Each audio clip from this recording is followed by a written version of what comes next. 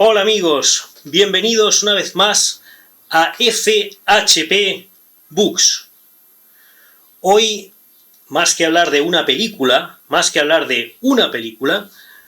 voy a hablar de una historia que ha inspirado dos películas. La historia de Scarface. Es muy probable que si bien conocéis esta película, Scarface del 83, no conozcáis esta otra película, que es la Scarface original, la Scarface de 1932. Una película dirigida por Howard Hawks y protagonizada por Paul Mooney, que era un actor de aquella época, de los años 30, de los años 40, que se especializó también en papeles de gángster, en películas del cine negro, film noir, thriller, películas policíacas.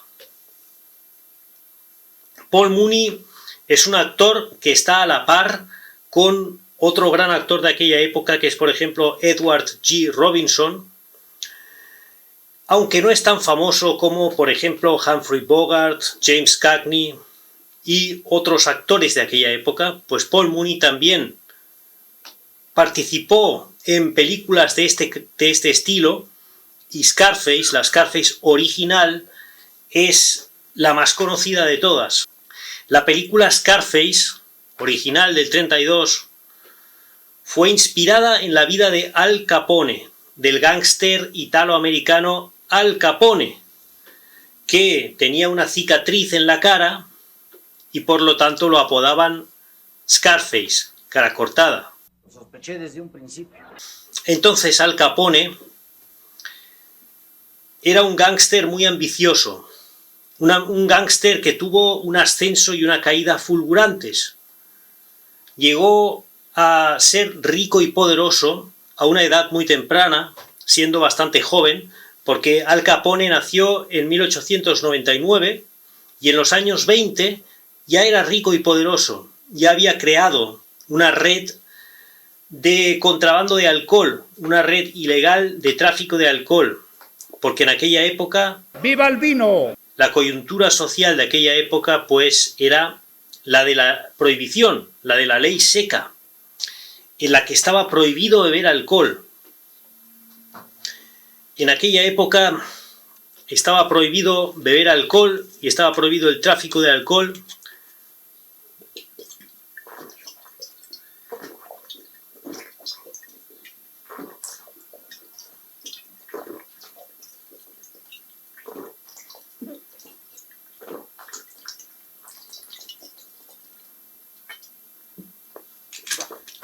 Lo cual me parece muy bien, porque hay que evitar este tipo de actividades, ¿no?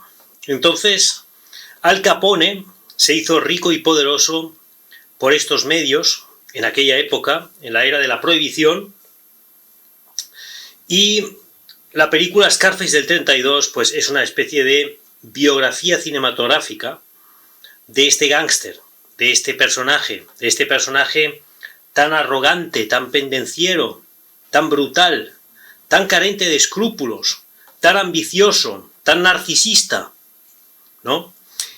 Y el personaje principal, el protagonista de esta película del 32, no se llama Al Capone, se llama Tony Camonte, ¿no? Es el personaje al que interpreta Paul Mooney. Al Capone ascendió a la cima, a la cúspide del crimen organizado en Chicago en la era de la prohibición, tras desbancar a su jefe, John Torrio. John Torrio era originalmente el jefe de la mafia de Chicago en los años 20 y Al Capone trabajaba en su organización. Al Capone estaba a su servicio. John Torrio era prácticamente su mentor. Entonces Al Capone era demasiado ambicioso. John Torrio se dio cuenta de eso. John Torrio se dio cuenta de que Al Capone podría ser un peligro para su dominio de la organización, y John Torrio organizó un atentado contra Al Capone. John Torrio quiso liquidarlo, quiso eliminarlo. Y Al Capone fue víctima de un atentado por parte de Torrio, pero sobrevivió. Sobrevivió y después de ciertas alianzas, de ciertas estrategias, pues consiguió desbancar a Torrio, lo echó de la organización y se convirtió él mismo en el jefe. Pues bien, esa dinámica la vemos tanto en la Scarface del 83 como en la Scarface del 32.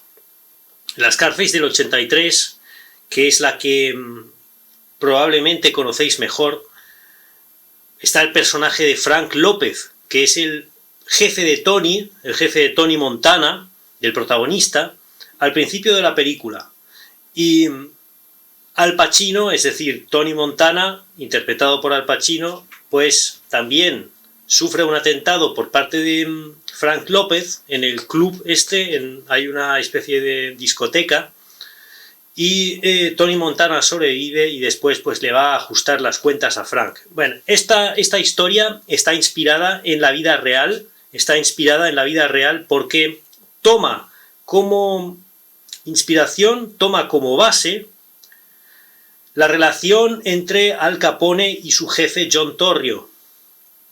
Entonces John Torrio fue echado de la organización, Al Capone se convirtió en el jefe, la misma dinámica, exactamente lo mismo sucede en Scarface del 32 y en Scarface del 83. Lo que cambia aquí es que Al Capone, que yo sepa, no le quitó la mujer a John Torrio, como sí vemos en las películas de Scarface, tanto la del 83, pues que en la del 83, la mujer de Frank, la mujer del jefe de Tony Montana, Elvira, ¿no?, interpretada por Michelle Pfeiffer, pues es originalmente la mujer de Frank, la mujer del jefe de Tony, pero luego pasa a convertirse en la mujer del protagonista, de Al Pacino, ¿no?, del protagonista Tony Montana, y exactamente lo mismo sucede en la película del 32. Las dos películas, la película del 83 es un remake que tiene exactamente el mismo esqueleto argumental de la trama que tiene la película del 32. Pero en la película del 83 se profundiza bastante más. Otro detalle importante es, en general, la dinámica entre los personajes, tanto la trama, tanto la historia, tanto el hecho de un protagonista sumamente ambicioso, sumamente violento, que quiere hacerse con el control de una organización criminal y que está dispuesto a hacer lo que sea para escalar, que está dispuesto a hacer lo que sea para llegar a lo más alto dentro de su mundo, dentro de su submundo, dentro del crimen organizado, ¿no?, que en los años 20 pues era contrabando de alcohol, en los años 80 era el tráfico de la cocaína. La historia viene a ser la misma, solo que tiene contextos históricos diferentes, pero la dinámica entre los personajes también viene a ser la misma. También la relación entre el protagonista y su hermana es la misma en las dos películas, en la del 32 y en la del 83.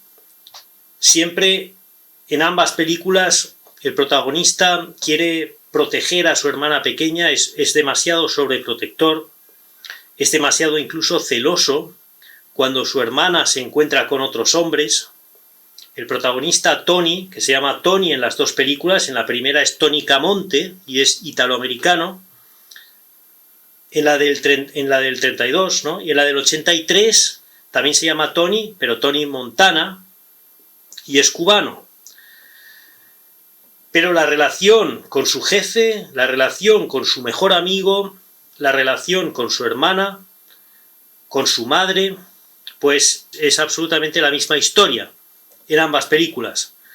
Y lo que cambia un poco en la segunda parte, es decir, en la versión remake del 83, es que profundiza bastante más en el contexto histórico de la época y en el contexto también sociopolítico. Porque recordemos que el guión de la película del 83 está escrito nada más y nada menos que por Oliver Stone. Y Oliver Stone pues también le gusta escribir sobre este tipo de temáticas, que si servicios secretos, que si el poder oculto, que si la alianza entre el crimen organizado y estructuras del Estado, y esto lo vemos en la Scarface del 83, sobre todo en lo que respecta al personaje de Alejandro Sosa. El personaje de Alejandro Sosa en la película de Scarface representa la fusión o las conexiones entre la alta política y el narcotráfico, ¿no? Y entre el crimen organizado y estructuras estatales, etcétera, etcétera, ¿no? Hay una escena en esta película donde Alejandro Sosa le pide un favor, quiere pedirle un encargo a Tony y lo invita a su mansión, a su villa, y ahí pues tiene de invitados a políticos, a militares, a gente de los servicios secretos, etcétera, y todos pues son gente muy poderosa que quiere pedirle un favor a Tony, ¿no? Y algo así no lo vemos en la primera parte. Lo que sí vemos, y aquí vemos que hay una ligera diferencia en el carácter de la película, es que en la primera parte pues tenían una intención didáctica, querían evitar que la gente pues emulara a este tipo de gángsters, como el protagonista Tony Camonte, querían evitar que hubiera una especie de romantificación del crimen y querían enseñar que el crimen no compensa, y entonces el final de Scarface del 32 es bastante abrupto y un poco incoherente con el carácter previo del personaje durante la película, porque el personaje, como digo, era sumamente narcisista, arrogante, prepotente, y entonces al final pues como que de repente se arrepiente de todo, como que al final de repente pues pide clemencia y etcétera, ¿no? Y es un poco incoherente con lo que el personaje antes había simbolizado. En cambio, por eso, en mi opinión, el personaje de Scarface del 83, este de aquí, ¿no? El del 83 de Tony Montana con Al Pacino, el personaje es más realista, está mejor construido, es más coherente en general con la historia, y como digo, además la historia de Scarface del 83 es más rica, es más profunda, es más intensa, es más impactante, pero sobre todo también, como digo, profundiza más en estos temas.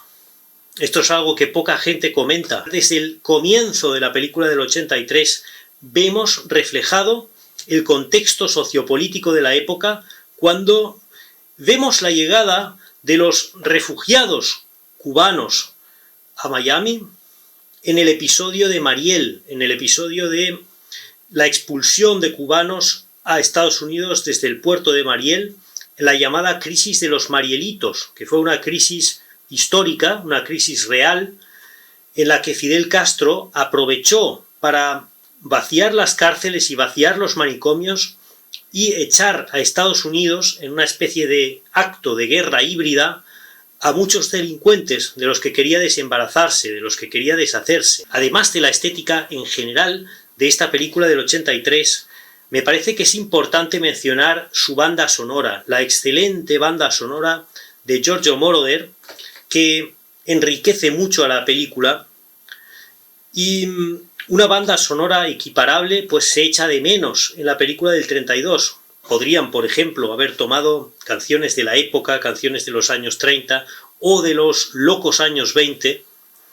Scarface, una historia, dos películas, ambas basadas en la vida de Al Capone, un personaje sumamente cinematográfico, sobre el cual se han hecho muchas películas, entre otras también podemos incluir Los Intocables de Elliot Ness, que, igual que la Scarface del 83, estuvo dirigida por Brian De Palma.